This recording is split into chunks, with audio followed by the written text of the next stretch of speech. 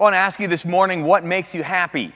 We're talking about happiness this morning. Are you pursuing happiness, and are you finding it? This is part 2. We talked about this a couple of weeks ago. You can go back on our YouTube page and check it out. But how are you pursuing happiness? Are you finding it? I think all of us are pursuing it. The question is, how many of us are finding it? I think a lot of people in our culture are not finding happiness. You know, our movies talk about happiness. Our culture talks about happiness. Everyone's pursuing happiness. Our songs talk about happiness. Can you think of any songs with a happiness theme in them? Can you think of any of them? I got some help for you. See if you recognize these songs. You can shout out who is the artist behind these songs. Let's take the first one. 'Cause when you're worried, your face will frown, and that will bring everybody down. So don't worry. You can probably sing it, especially those of us who are 30s Be and 40s. happy. Don't worry, be happy now.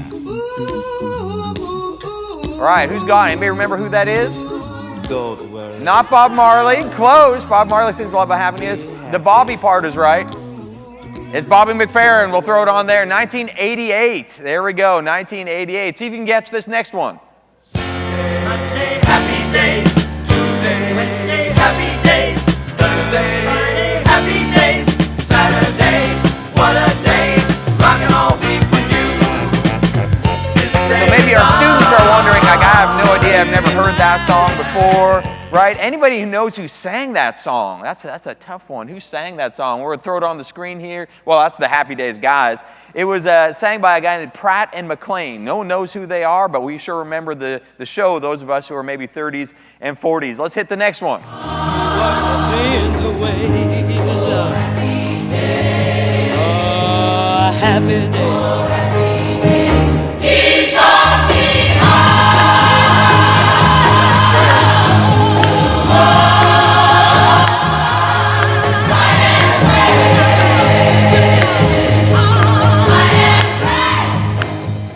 Having pastored in a black church for many years, that was a staple. Man, they rocked it out to that song. You'd have the swaying choir. You guys all know it from what movie? Sister Act, right? You know from that movie, but it's actually way back in the late 60s. That was the Edwin Hawkins Singers back in the late 60s, all right? So way back then, they're singing about, oh, happy day. Let's take the next one. Shiny, happy people holding. Shiny, happy people holding. Shiny, happy people laughing. Everyone around, love them, love them. And I want to sing, but I'm going to spare you guys on that one, all right? Who is that? R.E.M., right? 1991. And it was a great MTV video. That's when MTV had videos. They would play videos on the MTV. So that was a great song. Let's hit the next one. We're getting a little closer in our era here. Promised you I'd never give up. If it makes you happy, it can't be that bad. If it makes you happy. We're cutting it off there. So, it does say the word hell, and hell is a biblical word, but it doesn't quite say it in that biblical context right there. All right, so that's Sheryl Crow. That's like 1993. So that was a great song. And we'll give you one more song. Because I'm happy. Clap along if you feel like a room without a roof. Because I'm happy. Clap along if you feel like happiness is the truth. Because I'm happy. Clap along if you know what happiness is to you. Because I'm happy. Clap along if you feel like that's what you want to do. Who's that? Pharrell Williams. There we go. That's back to 2013. So we're getting right from the late 60s all the way up to 2013. Of course, they've been singing about happiness forever because we're all pursuing happiness and we all want to find happiness. It's just in us to pursue it and to want to find it. Well, what we talked about last time, a little bit of a recap, Jesus knew the importance of pursuing happiness and he knew where to find it. And we're going to be continuing from Matthew chapter 5 today, verses 1 through 12. And we talked about the first half last time. And in this context, Jesus gives in Matthew chapter 5 his longest teaching, his first sermon that's ever recorded in the Bible. And it's an incredible message. It's not like a sermon that you would hear these days. Jesus just packs in all kinds of incredible things. And in the introduction to the sermon, he talks about, here are the keys to happiness. He doesn't call it happiness. He calls it makarios, which is a Greek word, but that word means happiness. So we translate it as blessed. Blessed are those who, and he gives 8 different things. But blessed means happiness. It means kind of a exuberant happiness. Blessed in those days, that Greek word was used for people who were just the exclusive crowd. That Greek word blessed was used for the gods, the Greek gods. They would, Thor and Odin and all those things that you probably know from the Avengers or something like that. They would say only those gods would be blessed or have that incredible deep happiness. Or if you're really, really rich, you're blessed and you have incredible happiness. But the regular people like you and me, they would not be blessed. They would not have that incredible happiness. They would just always be pursuing and probably never finding. So when Jesus said, blessed are those who, everyone expected him to list off all the rich people and all like the gods or whatever. But Jesus didn't say that. He said, blessed are those who, and we'll talk a little bit more about that today. But Jesus includes the commoners on that. He said the regular people can be blessed. They can find happiness.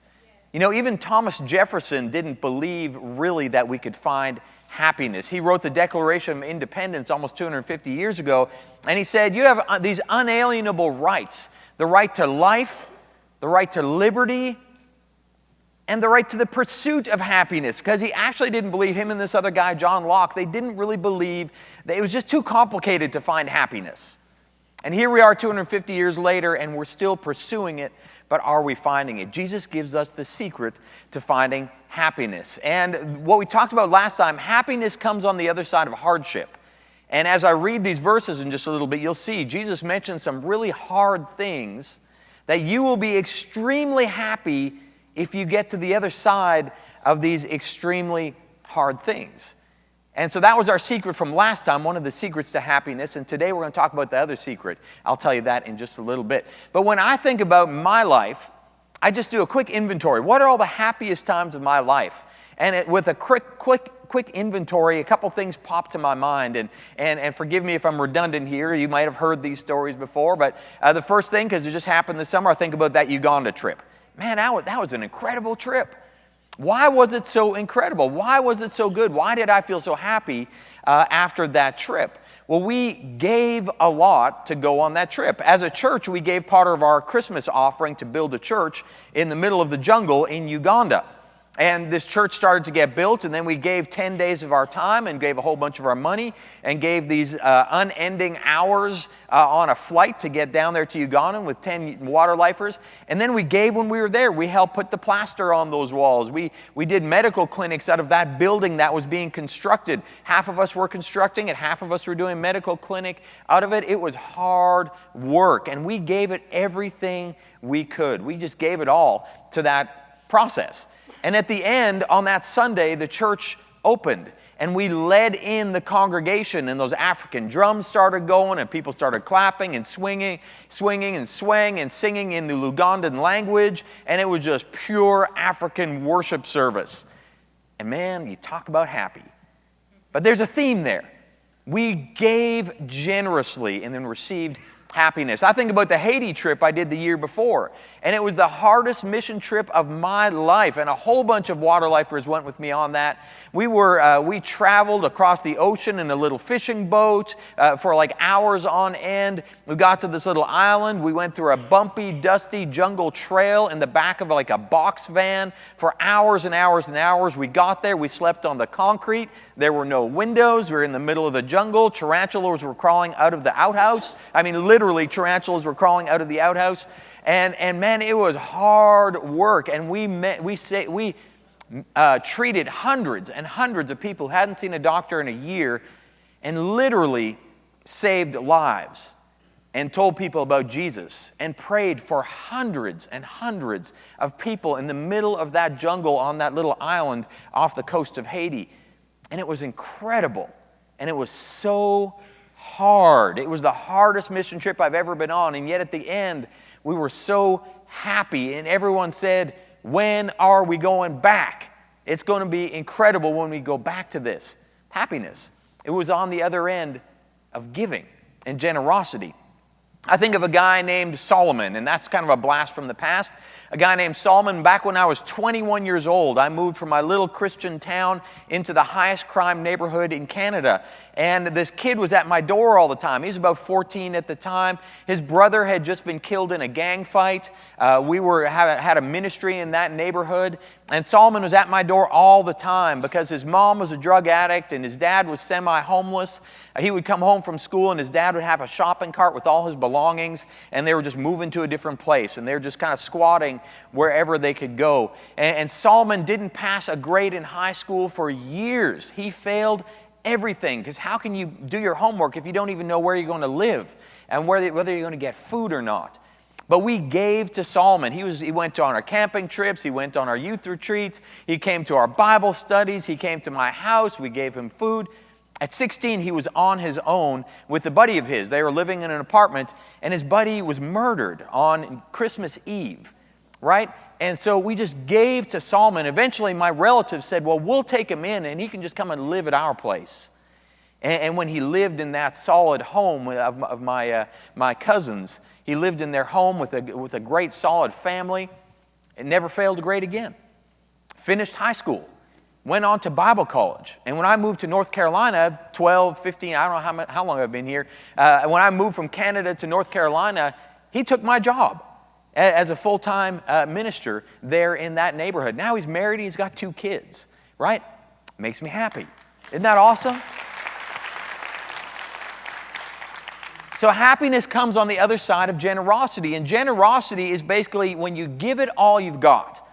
That's generosity. I could name you endless times of happiness with my wife and kids. Because with my wife and kids, I give it all I've got. And I give them more than anything. I hope that's how it should be, right? You give your wife and kids more than you give to anything else. So when that happens, and you give generously and sacrificially, you have tough times. But then when you have times like where kids are launching off, they're becoming successful adults, they're learning, they're growing, when our relationship is going good with my wife and I, when we're connecting, we're communicating, the happiest times of my life. Why? Because you give so much to a marriage and you give so much to your kids. Happiness comes on the other side of generosity. And that's the secret that Jesus gives in this second half of his introduction to the Sermon on the Mount. So we're going to read it and go through it.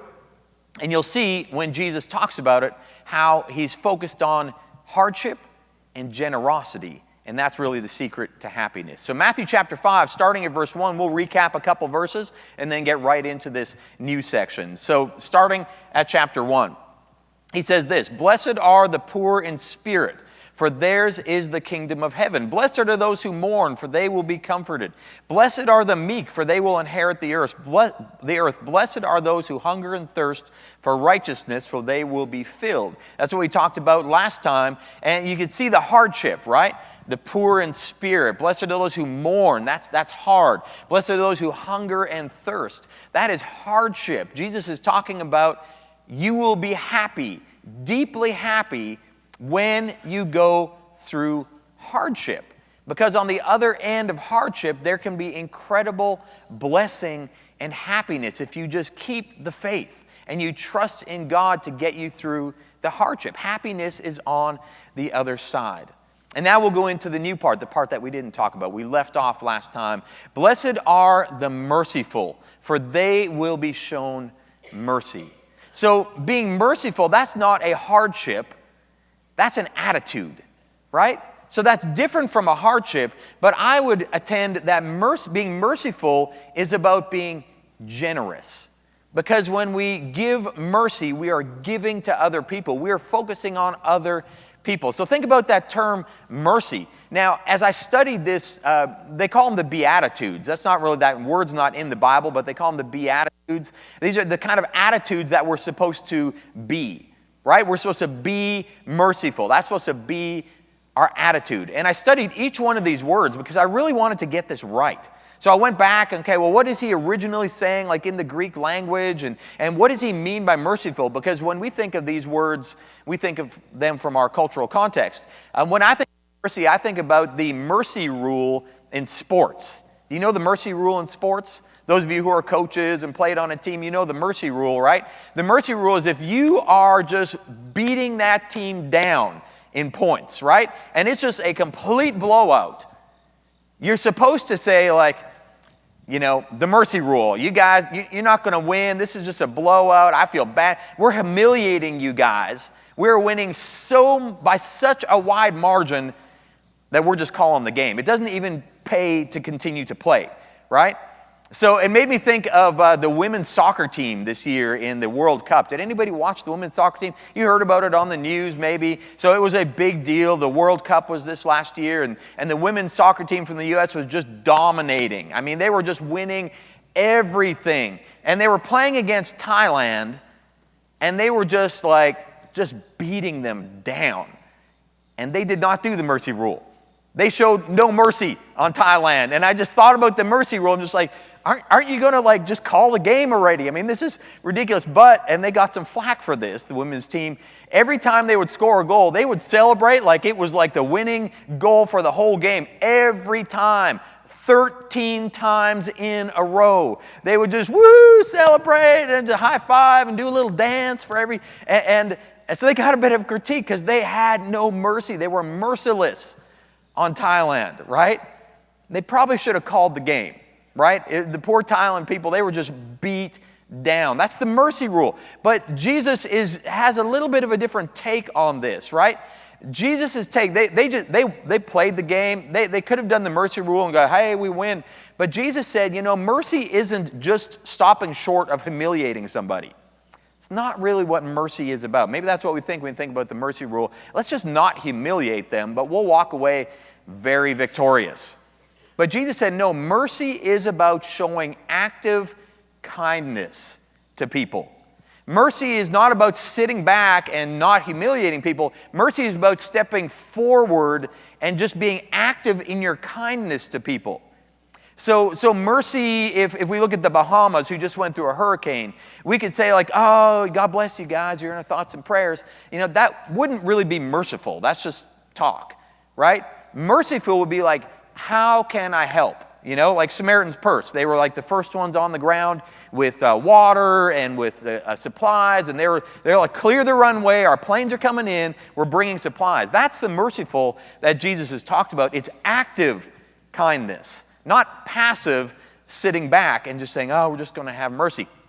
In the case of the women's soccer team, maybe this would have been more merciful if they would have said, guys, it's like 10-0. You guys haven't scored a single goal.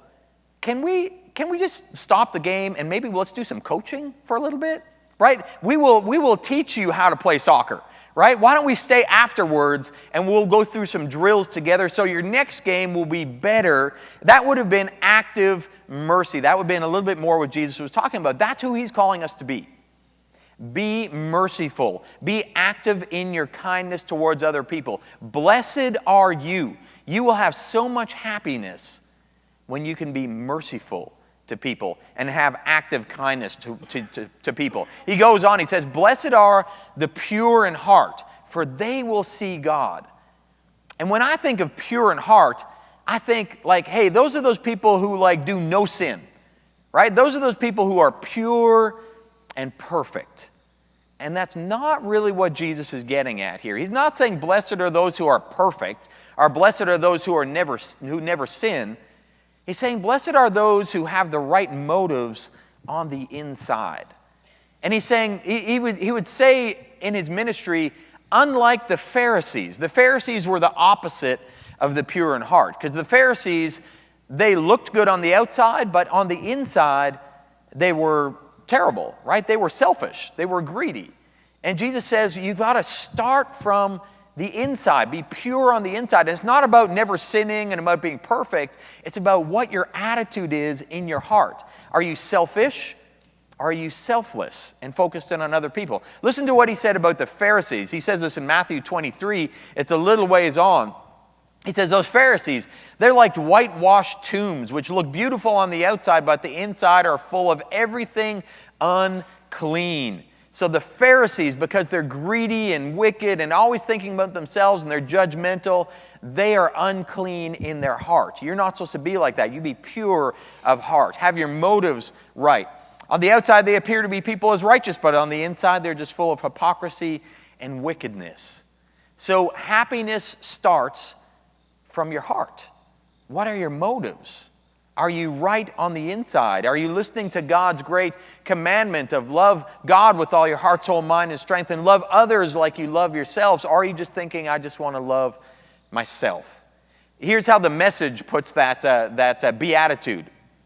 It says this in Matthew chapter 5. You are blessed when your inside world, your mind and your heart are put right. Then you will see God on the outside world. That's how the Message translates that one thing. You'll be blessed when you get your insides right and focused in on the right thing. Then you'll be happy. The next one, he says, blessed are the peacemakers, for they will be called children of God. Now, when I grew up in a Mennonite background, and Mennonite are traditionally, they would call them pacifists. So we would talk about pacifism and that kind of thing. I hate that word, pacifism. It's just I think it's just a terrible word because it talks about being passive. And I don't think Jesus really wants us to be passive, does it? He wants us to be active. In all these words, Jesus wants us to be active in making peace.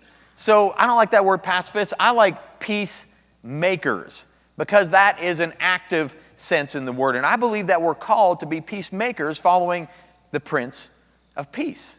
So what does it take to be a peacemaker? You know, it's so easy to divide in our culture. What's really hard is uniting people.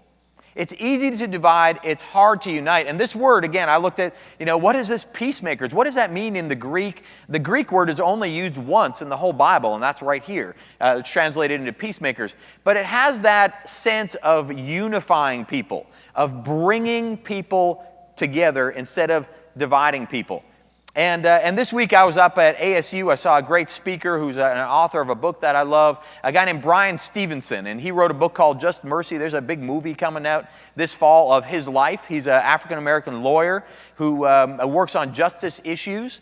And I know some of the issues that he was talking about that he would be addressing are, you might classify them as a little left-leaning, right? He's talking about justice issues and prison reform and all that. And I'm wondering, okay, we're talking about politics a lot these days. Is he going to kind of beat the drum of the Democrats and left-leaning and all that? Because I love politics, but I don't like partisan politics. It just rubs me the wrong way when there's partisan politics. So I was a little on edge, like what angle is he going to take on this? And man, I'll tell you, he went up there and he started speaking. And he started out, he spoke for about 2 hours, and I was on the edge of my seat the whole time. And he started out talking about the problems. He spent about 5 minutes talking about the problems in our culture. And he said, but I don't want to talk about the problems. I want to talk about hope. I want to talk about the potential. I want to talk about where we're going as a culture and how we can do better. And he didn't mention partisan politics one time. And I just loved it. Because that's bringing people together. Because the issues he was talking about aren't partisan. It doesn't matter whether you're a Democrat or Republican when it comes to things that are right and true and kind of a biblical way of thinking. He's a solid Christian, that guy. But yet he didn't use that to divide. He just talked about bringing people together for the good of helping the people who are struggling in our country. And I loved it. I speak the language of hope and of unification. And that's what we're called to be. People who unify and people who don't divide. So think about that in your life. You will be happy when you bring people together, not when you divide and argue. Because all of us know that people who are arguers are usually not happy. Right? I don't know if you know them. I know them. They don't look very happy. the people who love dividing, right? You can't be happy by dividing people. I'll give you another one. Oh, well, this is actually how the Message translates it. Instead of peacemakers, it says this, Matthew 5, verse 9. You are blessed when you can show people how to cooperate instead of how to compete or fight. That's when you discover who you really are, your place in God's family. When you call people to cooperate instead of compete and fight. Let's take the next one, Matthew chapter 5, verse 10. It says, blessed are those who are persecuted because of righteousness, for theirs is the kingdom of heaven. Now that word persecuted, in our culture, we maybe don't really know what that word really means, right? In this culture, they knew persecution, right? Because following Jesus was going directly against the empire of Rome who ruled the country, right? So they would be persecuted in unbelievable ways. And Jesus said, blessed are those who are persecuted. So how does that work in our culture? And that's a bit of a tough one. I looked up the kind of the meaning and the Greek behind that word persecuted, and the term kind of means people who are picked on because of what they do. Because again, it's an action word. It's people who are doing the right thing for God, and people are going against them for doing the right things. It's not like people are arguing, right? Sometimes in our culture, well, they're arguing against me. I'm being persecuted because they're arguing. No, it wasn't about arguing. It wasn't about words. It was that Christians would do things, and they would get in trouble for doing actual things, like to help people and to preach the gospel. They were doing things and getting in trouble for that. So if someone argues against us, that's not really persecution the way Jesus is defining persecution.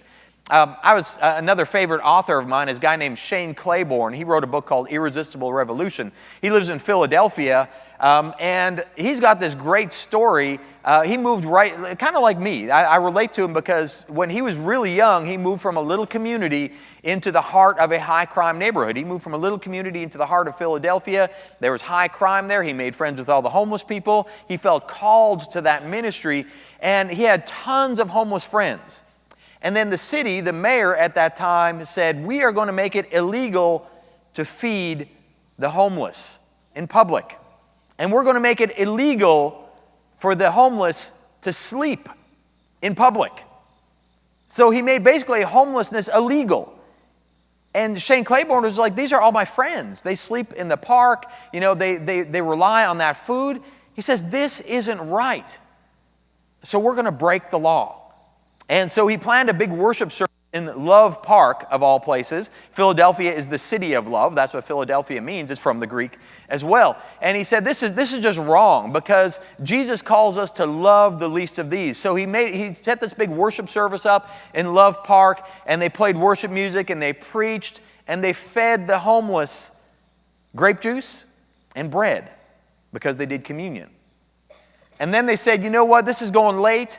We're going to stay here for night, and we're just going to sleep in this park. And the police came and arrested every single one of them for disturbing the peace by serving communion and sleeping, right? They all went to jail. And yet Shane Claiborne, he said, you know, we are doing what is right. That was persecution, right? I mean, he was doing what Jesus called him to do, and he got arrested and sent to jail because of it. And he went to court, and they didn't have money for a lawyer, so they said, hey, who wants, of you homeless people, who would like to speak up in court for us? And one guy said, I can do that. So they had a homeless person represent them in court. And the homeless person, he basically just quoted the scripture. You know, he says in Matthew 25, he says, when I was hungry, you fed me, and when I was thirsty, you gave me something to drink. And the homeless person said to the judge, hey, this is freedom of religion according to the Constitution of America, Amendment number 1. We have freedom of religion. In our religion, we follow Jesus, and he says, feed the homeless. Give water to those who are thirsty. And sir, we are just doing what we're called to do, and it's our freedom of religion to do that. And the judge agreed with him 100%. And they overturned all the rules. They gave him $10,000, which they spent on the homeless, and they did it in a very public way, and it made national media, right? So that is maybe persecuted for righteousness. But righteousness is basically just right living before God. When we are living right before God, that is righteous living. I don't know if we know a lot about persecution, but we can live right before God and actively seek to show mercy and to love people and to do things for our people, for our community, for those around us. And when we do, we will be blessed. We'll be happy for doing that. And the last couple verses, we're going to put them up on the screen. It says, blessed when people insult you, and Jesus is kind of wrapping up his introduction here. Blessed are you when people insult you and persecute you falsely and say all kinds of evil against you because of me. That's a key statement there, because of me. You might be thinking, hey, people insult me and say false things about me all the time. Well, you might be a jerk. I don't know. Some people say, well, I'm just getting persecuted. No, you're a bit of a jerk sometimes, right? So Jesus is clear on this. No, when you are doing things that are Christ-like, when you are doing good things for Him, and then people say false things about you, right? Then you will be blessed from doing those kinds of things. Rejoice and be glad, because great is your reward in heaven, and I would add, great is your reward also on earth. For in the same way they persecuted the prophets who were before you, in the same way. So Jesus says that is the way to do it. Happiness comes on the other side of hardship, and happiness comes on the other side of generosity. It is so important. I want to just tell you guys, just as we get ready to sing a song, I want to say that you need to focus in on that hardship and that generosity when it comes to very practical things in your life, and it will lead to happiness. So think about 4 different things. Think about your kids. How can I give into my kids? How can I give generously towards my children? And it's not just giving them money, but it's about building into their lives. How will I build into the life of my kids? And I'll tell you what, when you do that, you will be blessed in return. It might not happen right away. Those who are your parents, you know you can give and give and give and give and give. And it seems like nothing's coming back. But I'll tell you, when it does, when you see your kids going out there and making great decisions or being successful or winning in life, when you see that happen, that is true happiness, because you give so much towards them. What about your marriage? And honestly, it's the toughest one, because it's the closest relationship we're ever going to have on earth, and relationships are hard because our sinful nature says we want ourselves, and the Christ-like nature says, no, you're supposed to put others first. When we give and give and give in our marriage, it can have incredible happiness, but it's incredibly tough. So you got to give all the more. You have to be generous in how you give to your spouse. What about our community? You got to give to your community. Whenever you see people in need around you, be generous towards your community. The other day I was driving down the road, I was going to visit somebody, and I saw this young lady and this very elderly man with a cane trying to unload like this big piece of furniture off of their truck. And I'm just like, oh, this is an easy one, right? This is an easy one. I'm not driving by this one. I sometimes struggle with driving by when people are in need of help, and sometimes I got time, and I was on a rush, but I'm just like, I'm stopping for this one. And I just got out of the car and I said, hey, and I ran over, you guys need help with that. The guy was like 80 years old and blind. And he was trying to move this gigantic piece of furniture with this like young girl out of his car. And I said, hey, we can tackle this one, sir. You need to just sit back and relax. And we moved that piece of furniture in. I said, God bless you. And I just was on my way as quick as it could be. No need to stick around or do whatever. Just give that moment of generosity. Give to other people. The more you give, the more you will what? Receive, right? You'll receive happiness. You'll be blessed in return. And give to your church. You know, this month, and as I talked to you about October, we're going to get our band to come on up here. I'm not going to pray right now. I'm going to pray after the song. But band, come on up as we get ready to sing this next song. In this month in October, we really want to focus in on giving back to our community. And maybe even serving in that Water Life building. And we're going to have tons of opportunities in October to give. And I would ask that you guys sign up to serve in October, and then spend one small block of time in the month of October giving to your community. And if you sign up on the app, Anthony mentioned at the beginning, sign up on the app, connect, and then serve, or sign up at the Next Step Center, sign up a serve card, and we'll put you on the email list and email you a list of opportunities happening all through October, and you can just pick one and do something to serve your church who's serving in our community. In springtime, we're going to be serving all the schools in the county. So we decided that in fall, let's focus in our community, our partner ministries that we have. We have a whole bunch of partner ministries. Let's help them in the fall, and in the spring, it's all about the schools and doing our landscaping that we do every spring with the school system. But I want to encourage you, put a practical step behind this message and sign up to serve one time in October coming up, and we're going to give you all the details, because happiness comes on the other side of generosity. Hey, this next song is about being grateful, and I want you to sing it with us. It's an incredible song that focuses on how grateful we are for what God has done. Hey, serving, giving, going through hardships, being grateful, they're going to lead to happiness. So I'm going to ask you to stand to your feet and sing with me. Then I'm going to come back and pray.